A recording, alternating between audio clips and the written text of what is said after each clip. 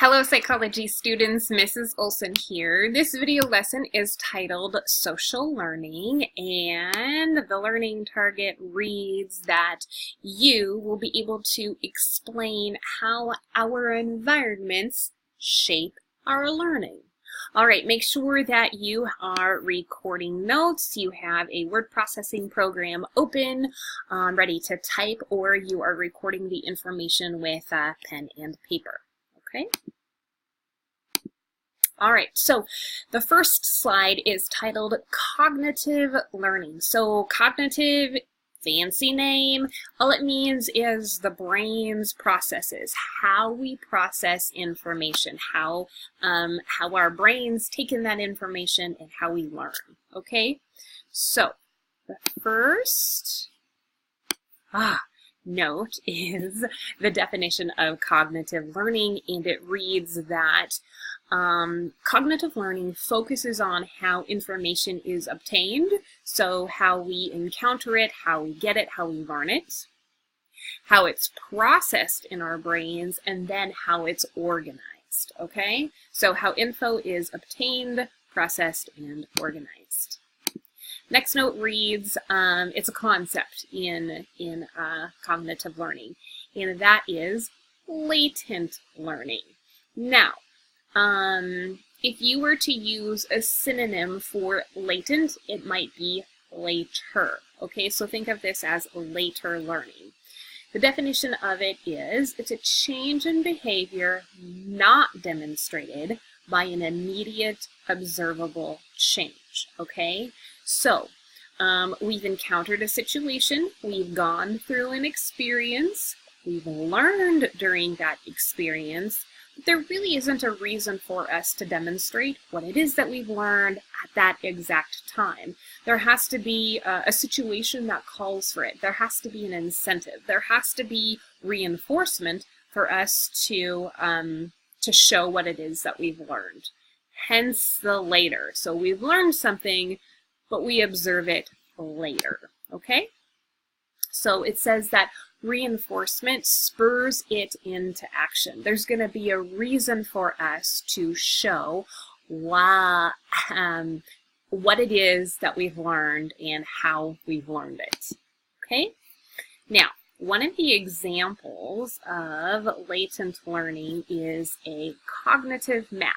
So remember that cognitive just means how the brain processes information, and a cognitive map is a mental picture of a place of relationships between events.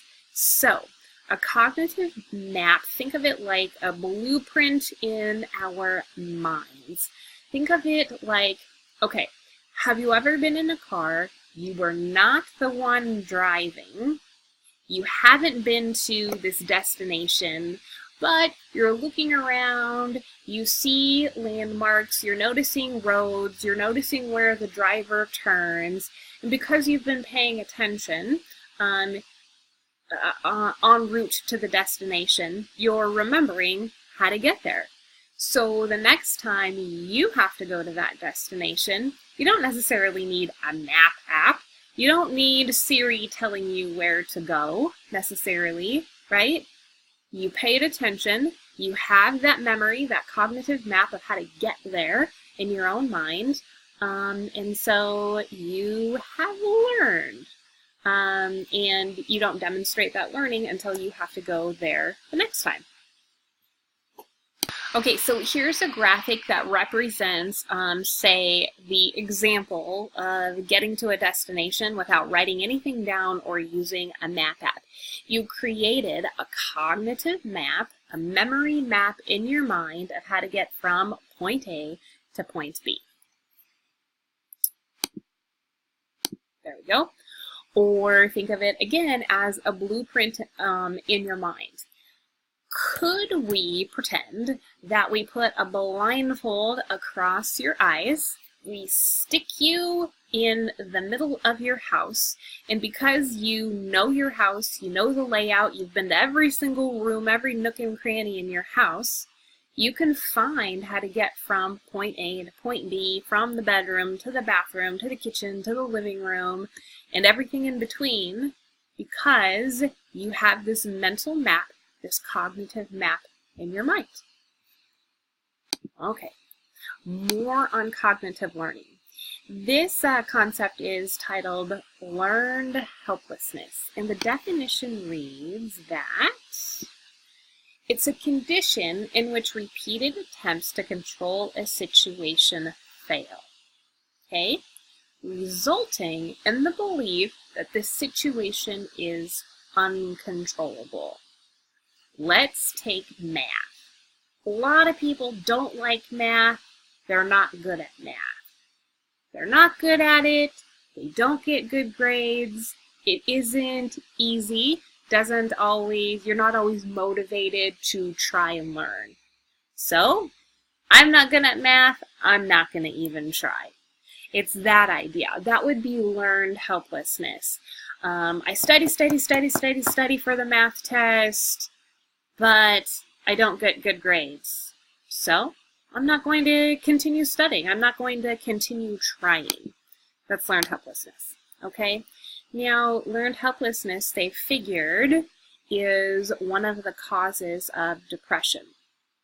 Now, if we think about this, not all people who experience depression have learned helplessness, but sometimes they fall into the cycle of depression, don't try to get better, don't try to talk to others, don't try to seek therapy because they find themselves in the constant cycle of depression. Okay? So I just added this to help your brain easily remember learned helplessness. I can't, so I won't even try. Alright, so this graphic is just supposed to help you remember learned helplessness in the example of math. I'm not good at it. I try to study. It doesn't work. I don't get good grades, so I'm not going to even try anymore. Okay? Now, moving on to the next subject in social learning is called observational learning. Okay? Now, with observational learning, we learn by imitating others. We learn by copying the people that are around us. And so, one of those concepts that falls under observational learning is modeling. And the definition of modeling is the behavior of others increases the chances that we're going to do the same thing. So, let's pretend that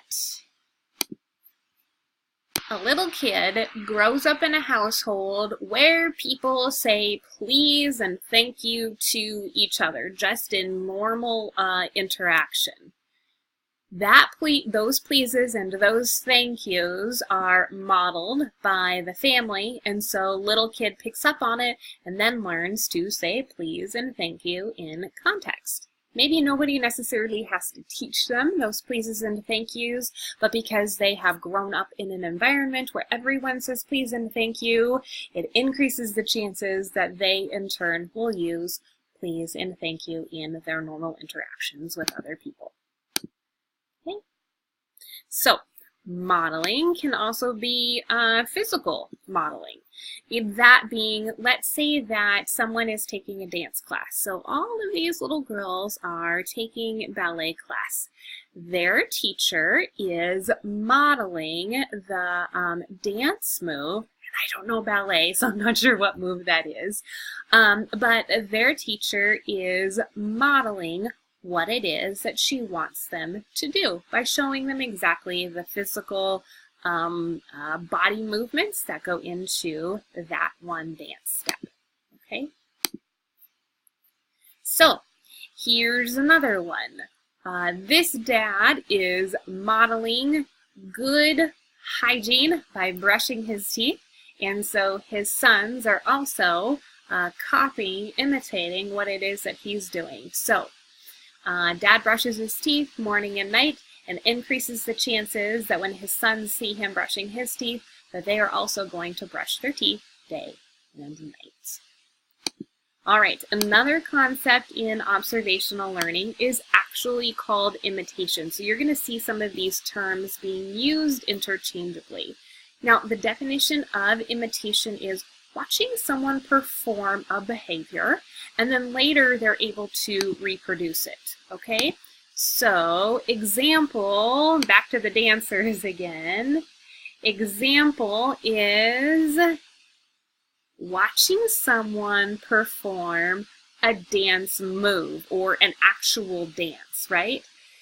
They're not necessarily teaching it to you, but because you were watching it, you're kind of studying, even though they didn't teach it to you, you can reproduce it. You can reproduce it just like that. How many of you are those types of learners? You can watch somebody do it, don't necessarily have to do it, teach you, but you can do exactly as it is that they did it. I wish I could do that with dance, but I'm not that type of imitator. Okay. Let's go back to little kids, okay? Imitation. Look at this picture right here. Here we've got mom working in front of her computer. We've got little girl, and she is imitating exactly what mom is doing, right down to the glasses, the pen in the mouth, staring at the computer screen, working. She's imitating how to work. Okay, we have one more concept to go with observational learning, but I'm going to end this video lesson as part 1 in our information on social learning. Okay, see you in part 2.